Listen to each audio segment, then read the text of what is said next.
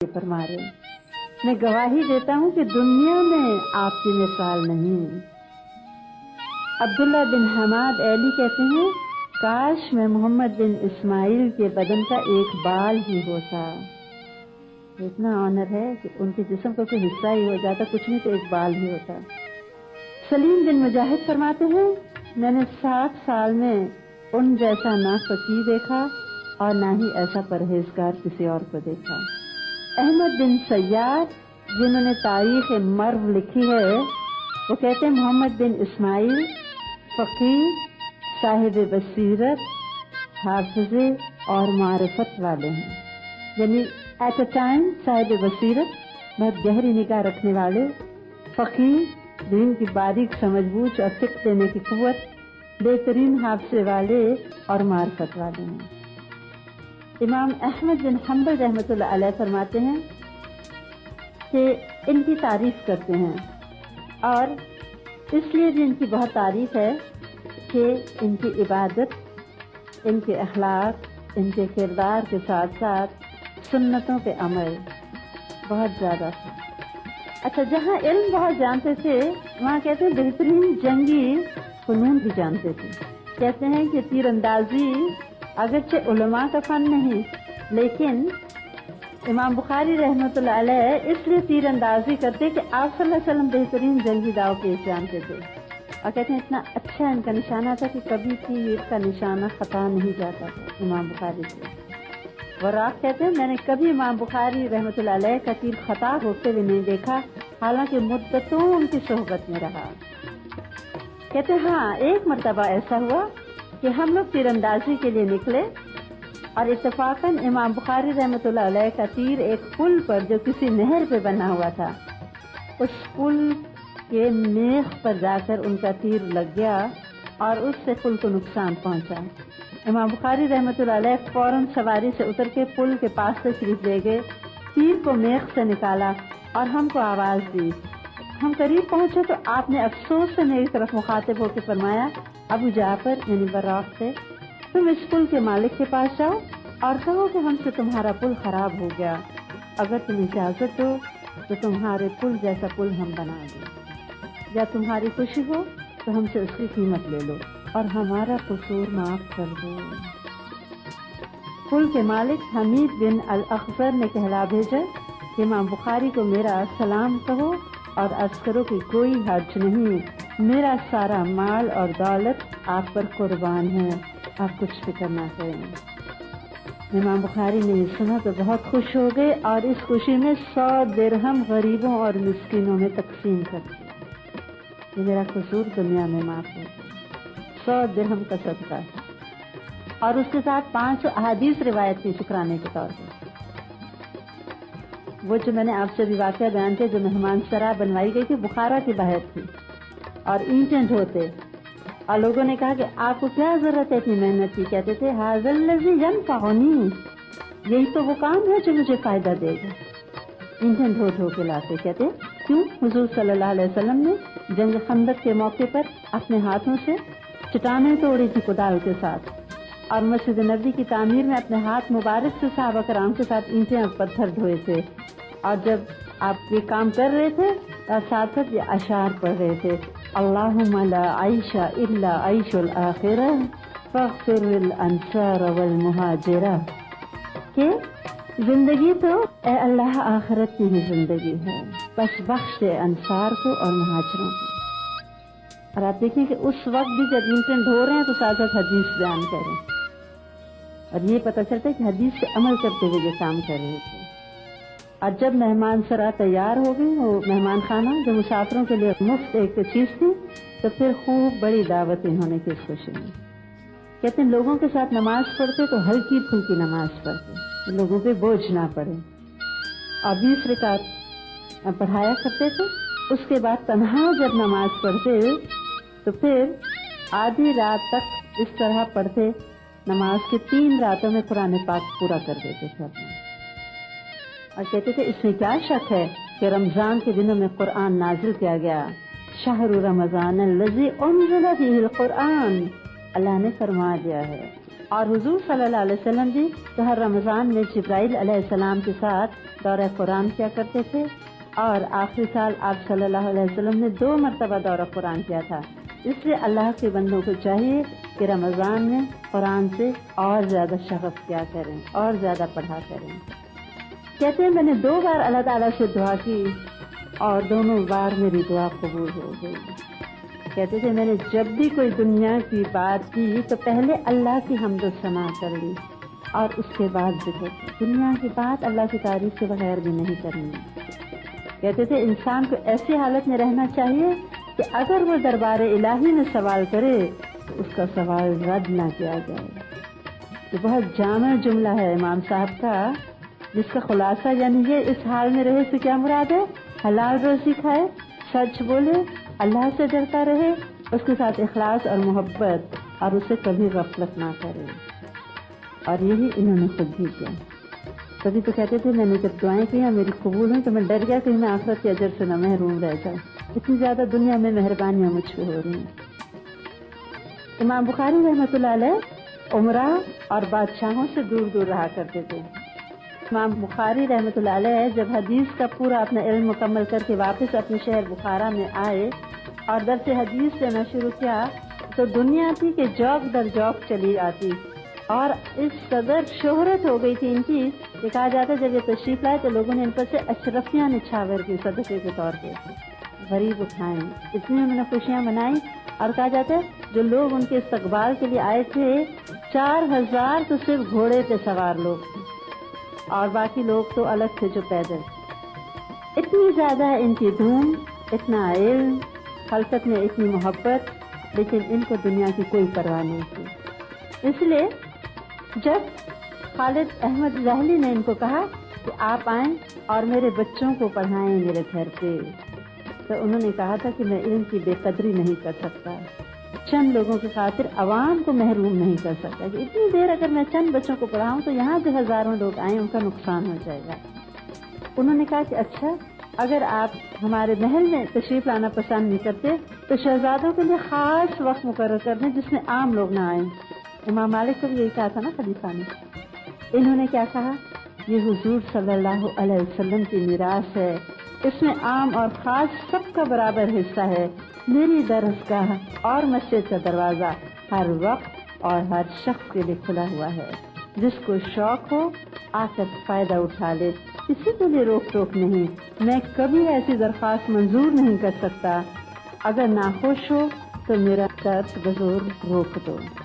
لیکون لی عند اللہ عذر، تاکہ اللہ کے دربار میں میرے پاس عذر ہو کہ اللہ میں نے کیوں درس کرنا چھوڑا، کیونکہ زبردستی مجھے روک دیا گیا تھا۔ لوگ ان کی بہت قدر کرتے اور علماء اگرچہ ناراض ہو گئے، لیکن امام مسلم فرماتے ہیں کہ جب امام بخاری رحمۃ اللہ علیہ نیشا پور تشریف لے گئے تو اہل شہر 2 اور 3 منزل آگے جا کے ان کا استقبال کرنے آئے، اور اتنی شان کے ساتھ ان کو لایا گیا کہ کسی حاکم اور کسی اور اہل علم کا ایسا استقبال نہ دیکھا۔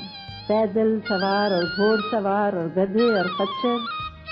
بغداد میں جب تشریف لائے تو وہاں دھوم مچ گئی تھی، بصرہ پہنچے تو وہاں ہنگامہ مچ گیا، اور کہتے ہیں کہ خود یہ حال کیا تھا، ہر وقت اللہ تعالیٰ سے ڈرتے، بہت زیادہ اللہ سے ڈرنے والے، اپنی تنہائیوں میں اپنے اللہ کے ساتھ آہذاریاں، دعائیں۔ اسی لیے کہتے ہیں کہ ان کا اس قدر دنیا میں بھی ہم دیکھتے ہیں کہ اللہ تعالیٰ نے وہ محبت مخلوق کے دل میں ڈال دی جو ان کے دل میں اپنے اللہ اور رسول صلی اللہ علیہ وسلم کی تھی۔ سلیمان بن حرب جو اپنے وقت کے بہت بڑے حافظ حدیث، امام اور مکہ کے قاضی ہیں، وہ سب مل کے امام بخاری کی تعریف کرتے اور کہتے تھے ان کا حافظہ ایسے غضب کا تھا کہ 10,000 ایک مرتبہ انہوں نے احادیث روایت کی اور ہاتھ میں کوئی کتاب نہ تھی۔ حافظے کے زور پر 10,000 حدیثیں ایٹ اسٹریچ بیان کی، اور کہتے تھے جب یہ زبانی بیان کرتے تھے تو لوگ اپنی کتابوں کو ٹھیک کر رہے ہوتے تھے، ان کے حافظے پہ اتنا یقین تھا۔ ایک مرتبہ ان کے ساتھی کہتے ہیں کہ ہم نے دیکھا کہ امام بخاری ہمارے ساتھ بیٹھتے جب ہم علم حاصل کر رہے تھے اور لکھتے نہیں تھے، ہم نے ان کو بہت ٹوکا کہ آپ کیا کرتے ہیں، لیکن وہ کچھ نہ لکھتے اور ہم بہت حیران ہوتے اور ناراض ہوتے. اور ہم نے دیکھا کہ ہم نے 8,000 حدیثیں لکھی ہیں اتنے دنوں میں، جتنے دن ہم بیٹھے اس درس حدیث میں. آخر ہم نے جب ان کو بہت زیادہ ڈانٹ ڈپٹ کی تو انہوں نے کہا میں تمہیں حدیثیں سناؤں. اور انہوں نے جب حدیثیں زبانی بتانی شروع کی ہم نے فوراً اپنی کتابوں کی غلطیوں کو درست کیا. ہم نے جو سن کے لکھا ہوا تھا اس میں غلطیاں تھیں اور انہوں نے جو صرف سن کے یاد کیا تھا ورڈ بائی ورڈ درست تھا. لیکن ان کی بہت زیادہ احتیاط ہوتی تھی احادیث کے معاملے میں. کہتے ہیں میں نے ایک شخص سے 10,000 روایات سنی اور صرف اس لیے اس سے حدیث میں روایت آگے نہیں کی اپنی کتاب میں کیونکہ اس کے ایک باب میں مجھے شبہ ہے، صرف شبہ ہے، ڈاؤٹ چھوڑ دی. 10,000 حدیثیں چھوڑ دی.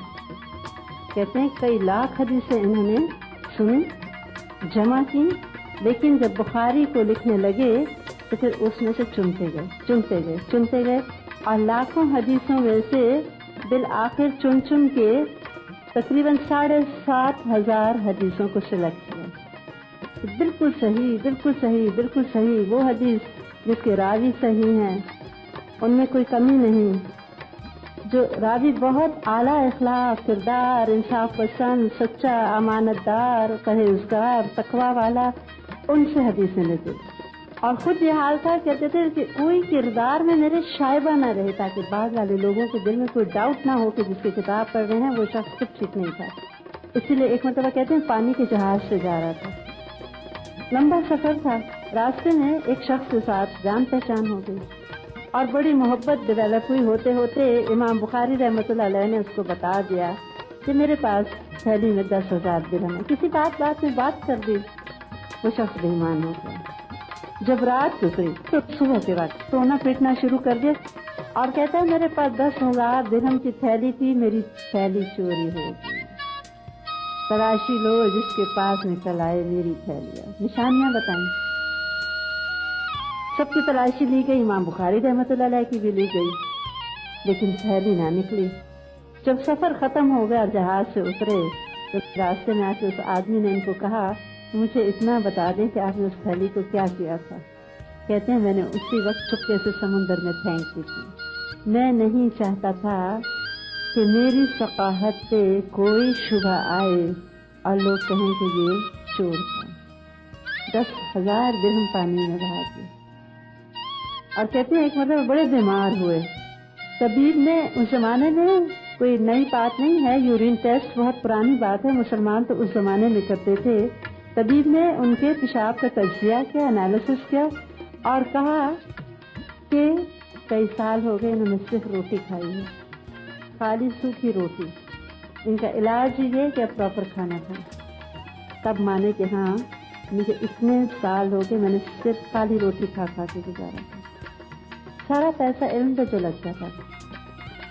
چاندنی راتوں میں کتابیں لکھ رہے ہیں اور دن میں اور چلتے اور پھرتے اور اتنا سفر کر رہے ہیں اور آپ دیکھیں کہ علم کی خدمت ساتھ کہیں ہم نہیں دیکھتے کہ ان کے علم میں کوئی تکلیف رکاوٹ بنی. ہم تو ایک رات نہ سو سکیں تو پریشان ہو جاتے، سارا دن دماغ میں گھومتا رہتا، کلاس میں بھی ہم سوتے رہتے.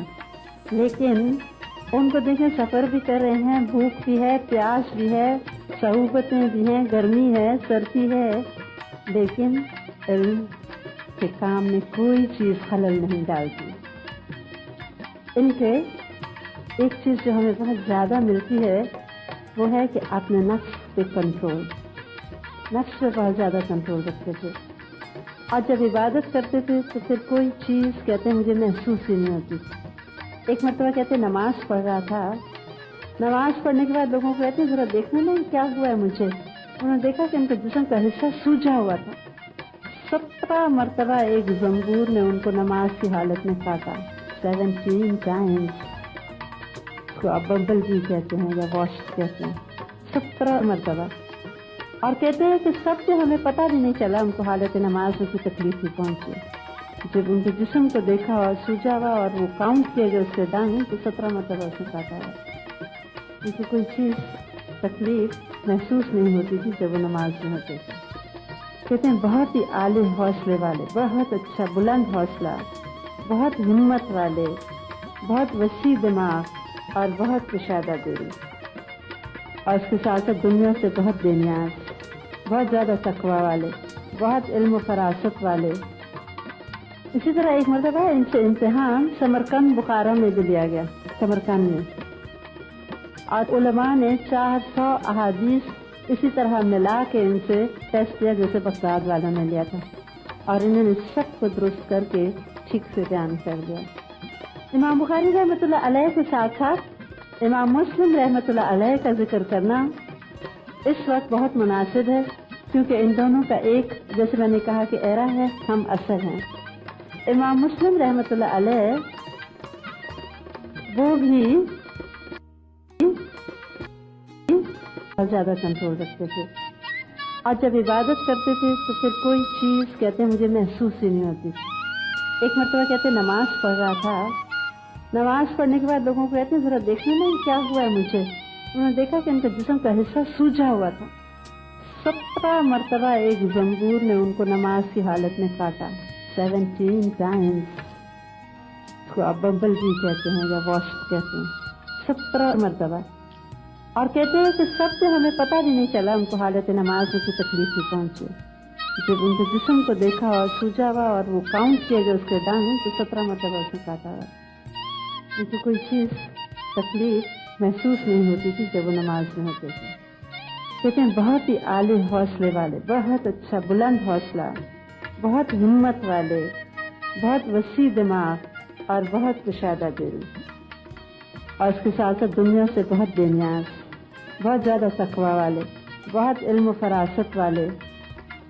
اسی طرح ایک مرتبہ ان سے امتحان سمرقند بخارا میں بھی لیا گیا، سمرقند میں، اور علماء نے 400 احادیث اسی طرح ملا کے ان سے ٹیسٹ کیا جیسے بغداد والوں نے لیا تھا، اور انہوں نے سب کو درست کر کے ٹھیک سے بیان کر دیا۔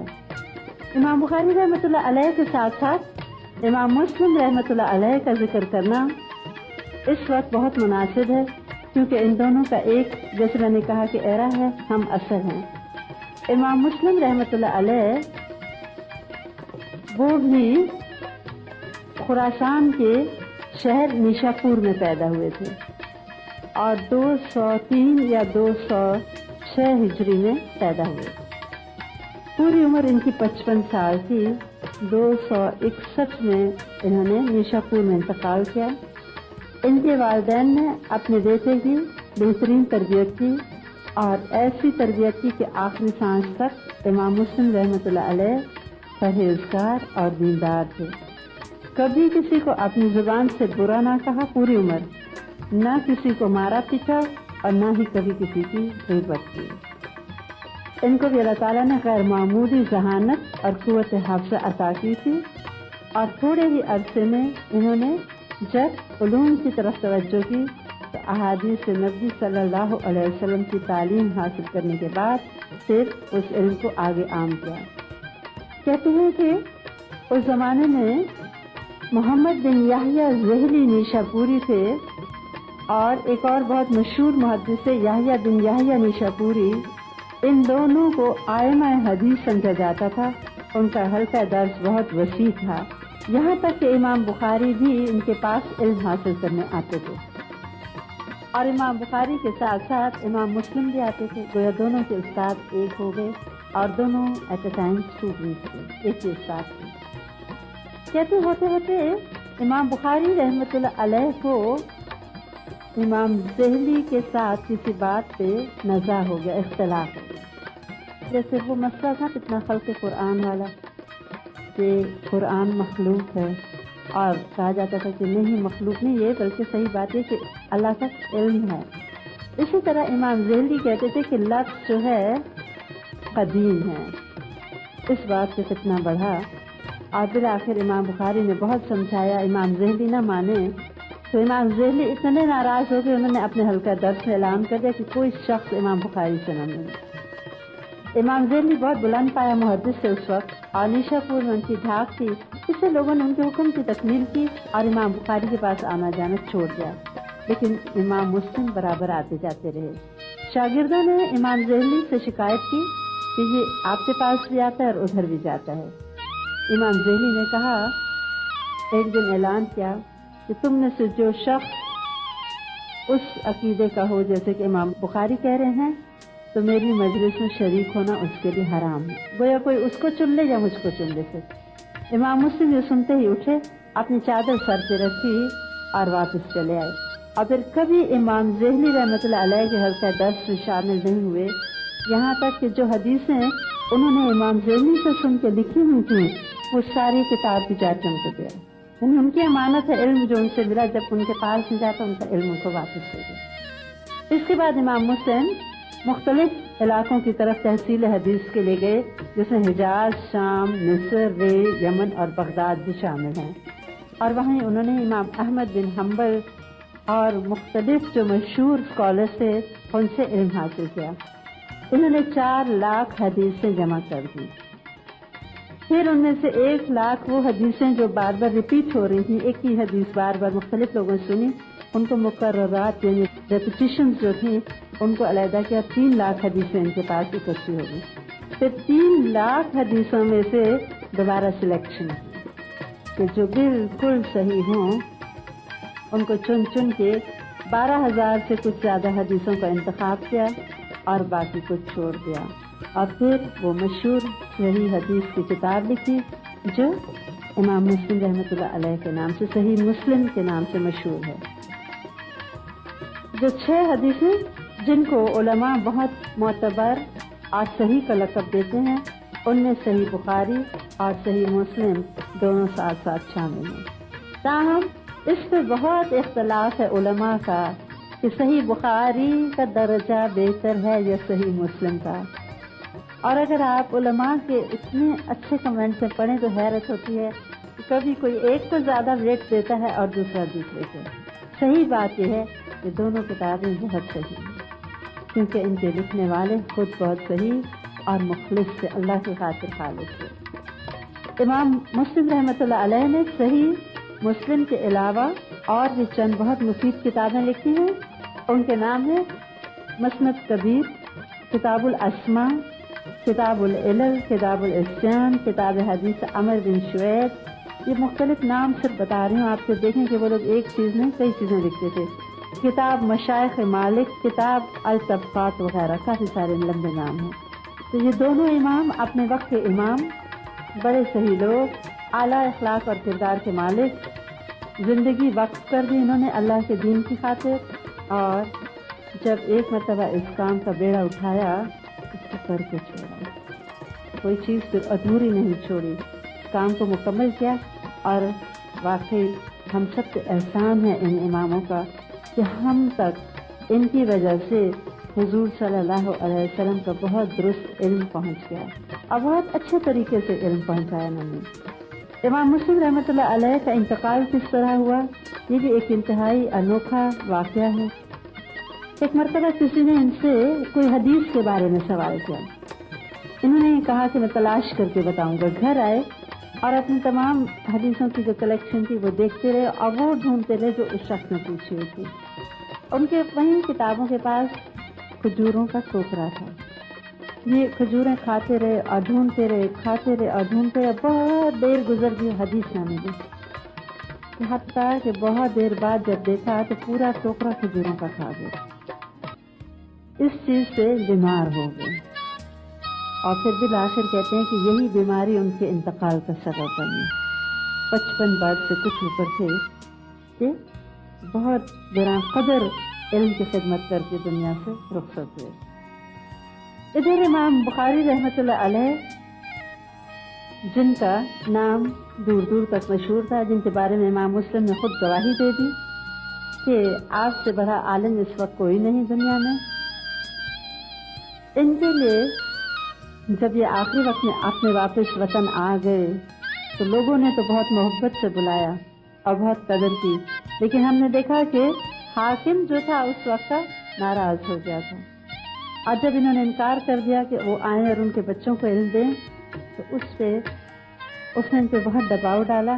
جب یہ نہ مانے اس نے ناراضگی میں کچھ علماء پہ دباؤ ڈالا اور اس بات پہ مامور کیا کہ امام بخاری پہ کوئی الزام لگا دیں تاکہ لوگ ہی ان سے بدظن ہو جائیں۔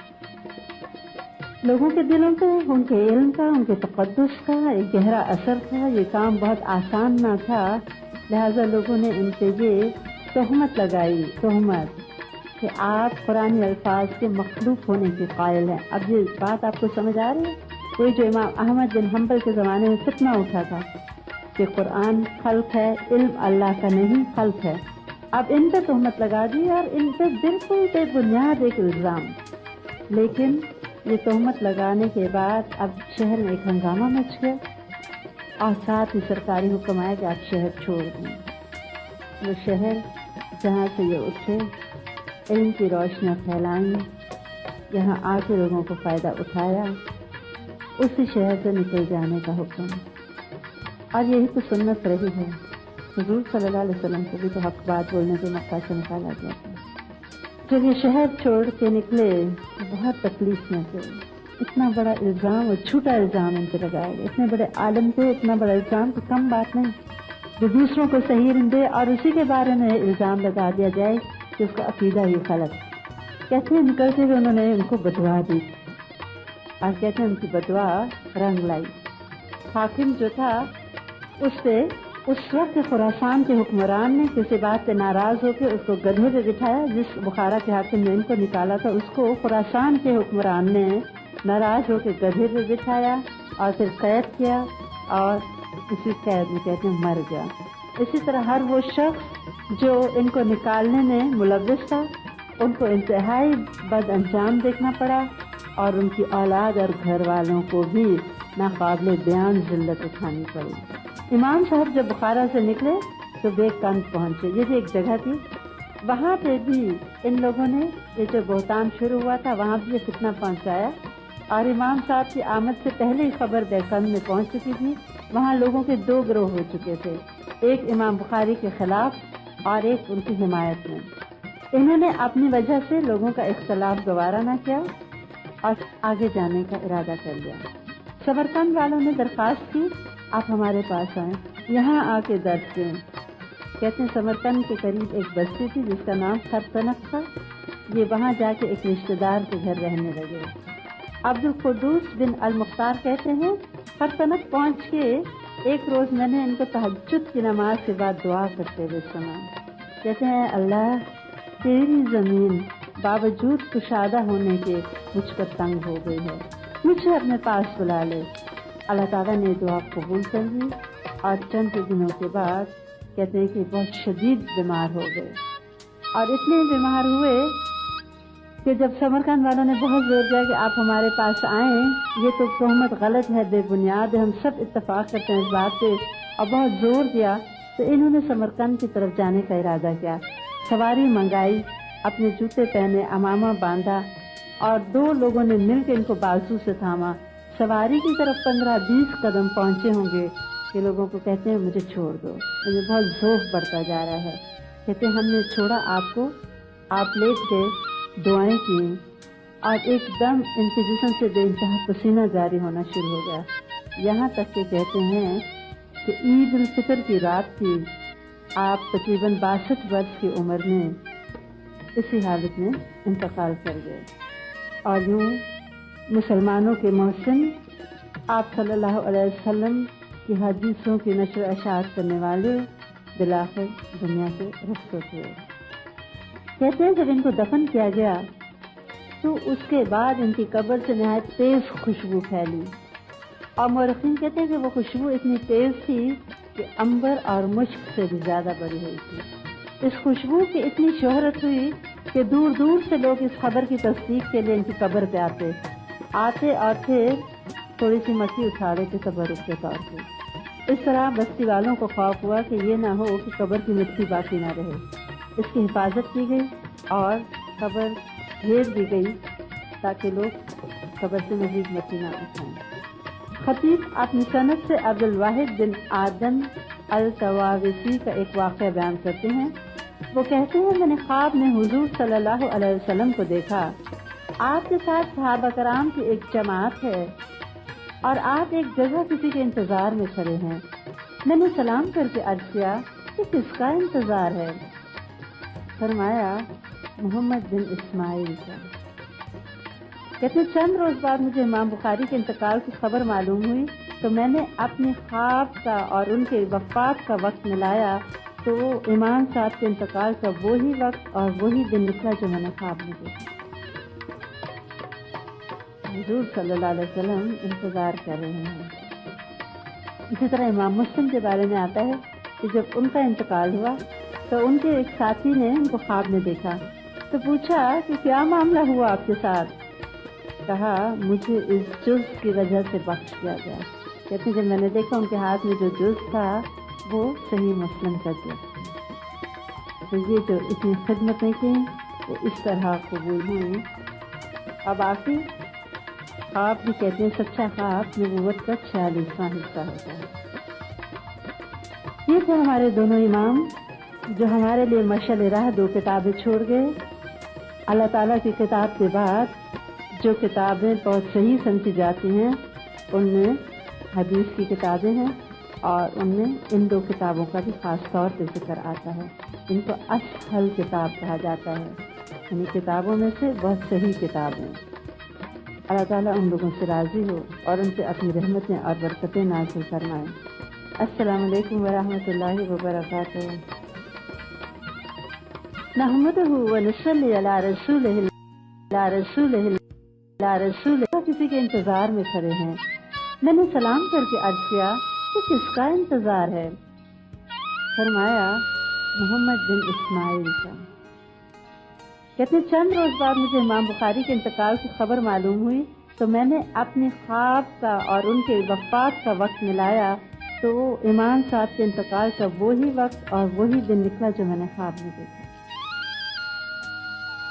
حضور صلی اللہ علیہ وسلم انتظار کر رہے ہیں۔ اسی طرح امام مسلم کے بارے میں آتا ہے کہ جب ان کا انتقال ہوا تو ان کے ایک ساتھی نے ان کو خواب میں دیکھا تو پوچھا کہ کیا معاملہ ہوا آپ کے ساتھ؟ کہا مجھے اس جز کی وجہ سے بخش دیا گیا۔ کہتے جب میں نے دیکھا ان کے ہاتھ میں جو جز تھا وہ صحیح مسلم کا جز تھا۔ تو یہ جو اتنی خدمتیں کی وہ اس طرح قبول ہوئی۔ اب آخر خواب بھی کہتے ہیں سچا خواب نبوت کا 46واں حصہ ہوتا ہے۔ یہ تھے ہمارے دونوں امام جو ہمارے لیے مشعل راہ دو کتابیں چھوڑ گئے۔ اللہ تعالیٰ کی کتاب کے بعد جو کتابیں بہت صحیح سمجھی جاتی ہیں ان میں حدیث کی کتابیں ہیں اور ان میں ان دو کتابوں کا بھی خاص طور پہ ذکر آتا ہے۔ ان کو اصحل کتاب کہا جاتا ہے، ان کتابوں میں سے بہت صحیح کتاب ہیں۔ اللہ تعالیٰ ان لوگوں سے راضی ہو اور ان سے اپنی رحمتیں اور برکتیں نازل فرمائے۔ السلام علیکم ورحمۃ اللہ وبرکاتہ۔ نحمدہ ونصلی علی رسولہ الکریم، اما بعد فاعوذ باللہ من الشیطان الرجیم، بسم اللہ الرحمن الرحیم۔ رب اشرح لی صدری ویسر لی امری واحلل عقدۃ من لسانی یفقہوا قولی۔ سلطان صلاح الدین ایوبی۔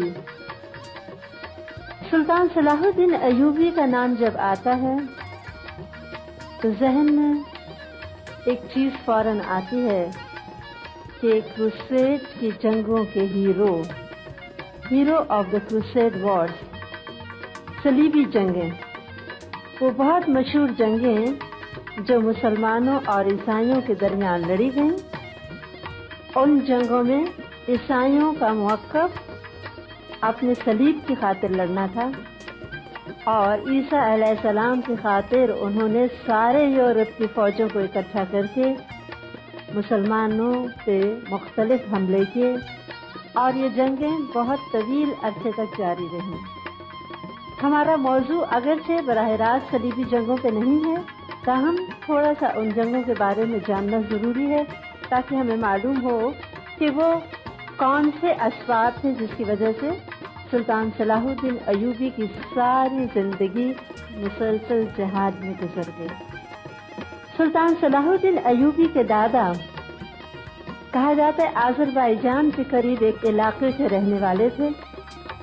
ان کے کوئی بہت گہرے دوست اور غالباً دور کے رشتہ دار موصل گئے اور وہاں اپنی ہمت، شجاعت اور اچھے اخلاقی اقدار کی بنا پہ بہت جلد وہاں کے حکمران کے قریب ہو گئے، لہذا انہوں نے اپنے اس دوست کو بھی بلوا لیا، اور یوں سلطان صلاح الدین ایوبی جو کہ کرد تھے، ان کے دادا موصل آ گئے اور یہیں ان کے والد ایوب پیدا ہوئے، اور سلطان صلاح الدین ایوبی اپنے والد ایوب کی نسبت سے ایوبی کہلاتے ہیں۔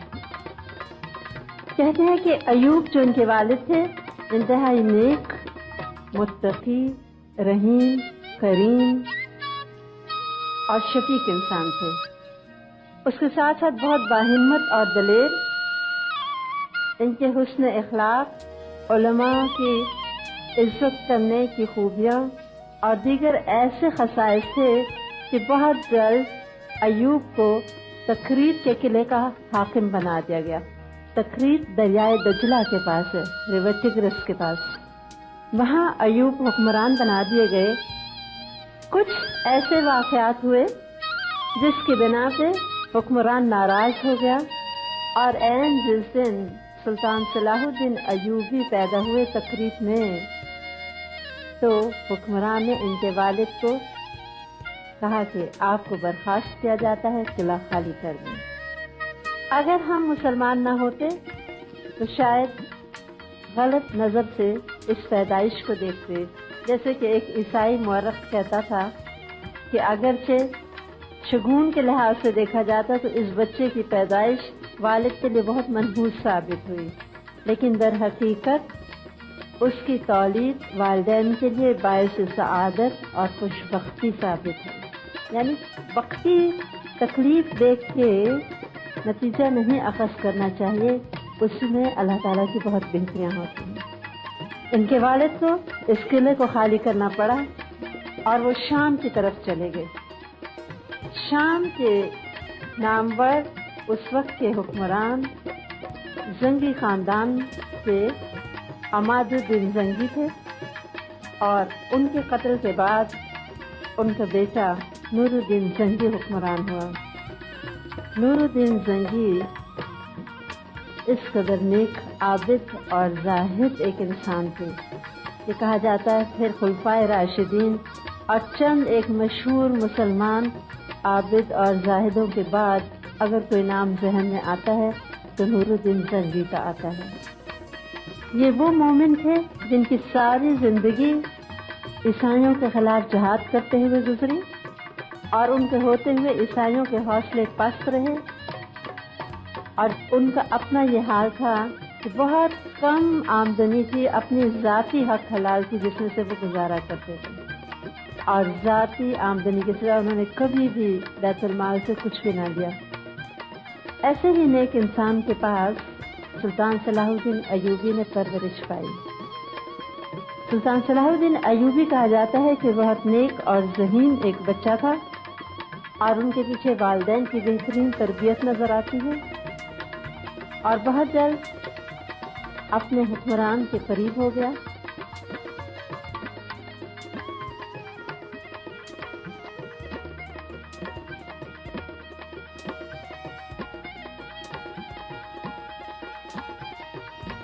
اور بہت جلد اپنے حکمران کے قریب ہو گیا، اور کہتے ہیں کہ نور الدین زنگی بہت شوق سے پولو کھیلتا تھا تاکہ اگر جہاد نہیں کر رہا تو میں گھوڑے پہ سوار رہوں اور یہ عادت رہے، اس لیے وہ کھیل کھیلتا، اور اس میں سلطان صلاح الدین ایوبی اس کے ہمراہ ہوا کرتا۔ کہتے ہیں وہ بہت نیک تھا لیکن اس کا بہت روب ہوتا تھا، لیکن ایوب جو ان کے والد تھے صرف ان کو اجازت تھی کہ نور الدین زنگی اگر بیٹھے ہوتے تو وہ بغیر اجازت ان کے پاس پہنچ جایا کرتے تھے، اور اسی طرح سلطان صلاح الدین ایوبی کو بھی وہ خاص شفقت کی نظر سے دیکھتا، اور ایسے نیک انسان کے پاس جب صلاح الدین ایوبی نے پرورش پائی تو بعد کی زندگی پہ یہ اثر بہت واضح نظر آیا کہ جس صحبت میں کوئی انسان رہتا ہے تو پھر کبھی نہ کبھی وہ چیز جو انسان انکانشیسلی ابزارو کر رہا ہوتا ہے وہ شخصیت میں سے نکھر کے باہر آ جاتی ہے۔ نور الدین زنگی کے زمانے میں مصر میں خلیفہ تھا جو کہ فاطمی خاندان سے تھا۔ फातिमी लिख लीजिए, हज़रत फातिमा रज़ी अल्लाह ताला अन्हा की औलाद से वो लोग थे।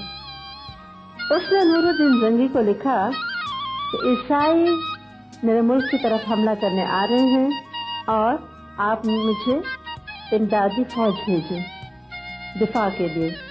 खलीफा बहुत अमीर था मिस्र का और खजाना बहुत भरपूर था और इसीलिए ईसाइयों की नजर मिस्र पे लगी रहती थी।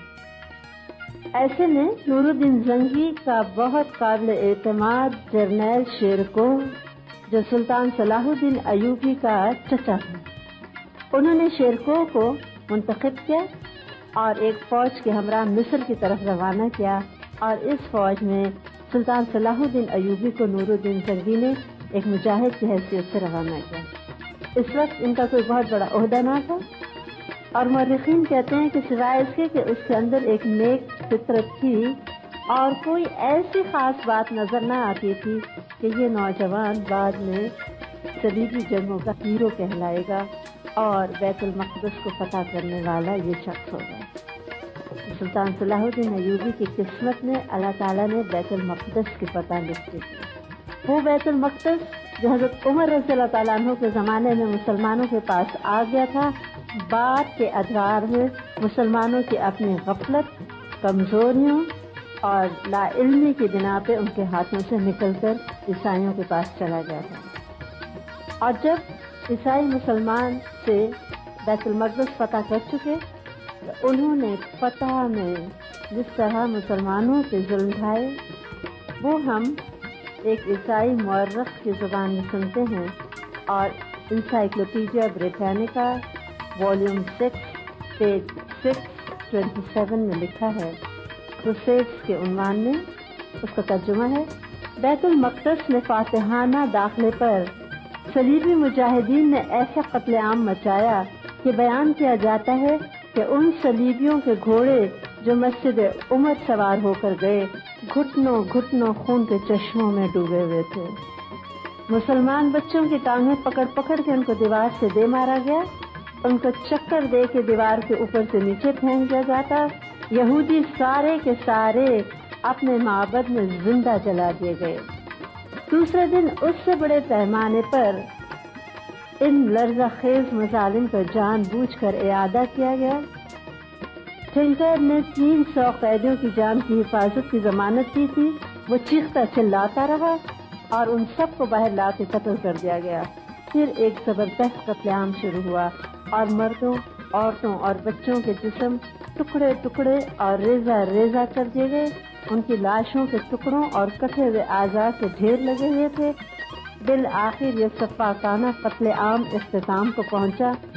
शहर की खून आलूदा सड़कों को अरब कैदियों से भुलाया गया। बैतुल मक़दस की फतह और इस्लामी सल्तनत के ज़ौक़ और ज़वाल मसीही दुनिया की बेदारी आलम इस्लाम के लिए खतरे का बायस बन गई। चंद लोग जो इस ईसाइयों के ताकत और हमलों के खिलाफ जमे रहे, उनमें नूरुद्दीन जंगी और सुल्तान सलाहुद्दीन अयूबी का नाम भी बहुत मशहूर है। इससे पहले बहुत तवील तारीख है, लेकिन अभी हमें उसमें जाने की जरूरत नहीं। खानदान सल्जूक के जो मुसलमान हुक्मरान थे वो भी ईसाइयों के खिलाफ मुसलसल लड़ते रहे। नूरुद्दीन ने तकरीबन पूरा फलस्तीन सलीबियों से पाक कर दिया था और उसकी बहुत ख्वाहिश थी कि बैतुल मक़दस भी वो फतह कर ले, लेकिन ये सआदत तो उसके सपा-सालार सुल्तान सलाहुद्दीन अयूबी की किस्मत में थी। वो खुद इंतहाई नेक इंसान था और जिस वक्त उसकी वफात होने लगी कहा जाता है कि कुछ भी नहीं था उसके पास, कोई सरका ना छोड़ा। जो कुछ आता था सब सलीबी जगहों पे उसने खर्च कर दिया था। सलाहुद्दीन अयूबी को जब उसने मिस्र की तरफ भिजवाया तो कहता है कि वो अपने चचा शेरको के हमरा था। जब एक मरतबा बहुत सख्त मार्का पेश आया मिस्र में ईसाइयों के खिलाफ, तो शेरको ने अपने इस नौजवान भतीजे को जो दरमियान में फौज का हिस्सा होता है, वस्त या कल्ब, उसमें अपनी जगह अपने भतीजे को खड़ा किया और उसको समझाया कि तुम थोड़ी देर बाद अपनी फौज को लेके आहिस्ता आहिस्ता पीछे हटना शुरू हो जाना, ताकि ईसाई ये समझें کہ مسلمان شکست کھا رہے ہیں اور ان کا یہی خیال تھا کہ یہ خود درمیان میں کھڑا ہے، وہ سمجھیں گے کہ شیر کو پیچھے ہٹ رہا ہے اور شکست کھا رہا ہے۔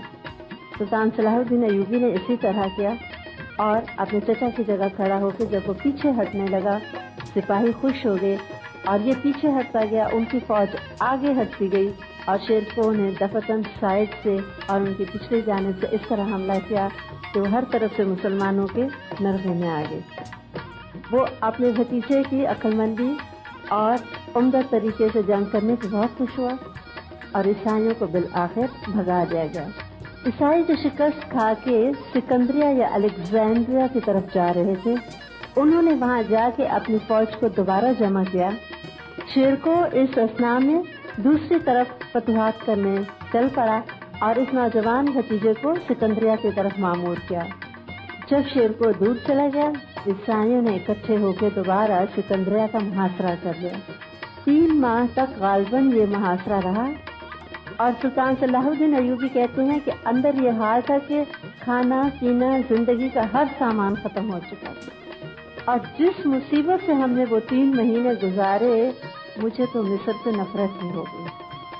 بڑی مشکل سے کسی طرح ان کے چچا کو اطلاع ملی، وہ دوبارہ آئے اور بہت بڑی رقم دے کے عیسائیوں کے ساتھ بالآخر ایک معاہدہ کیا اور انہوں نے محاصرہ اٹھایا۔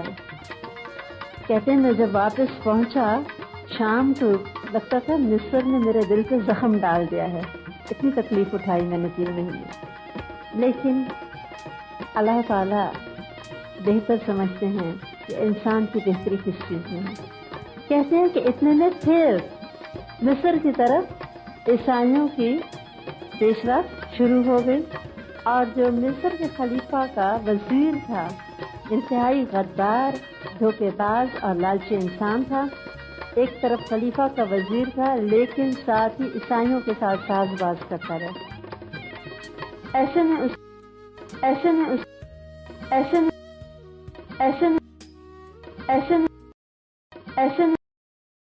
میں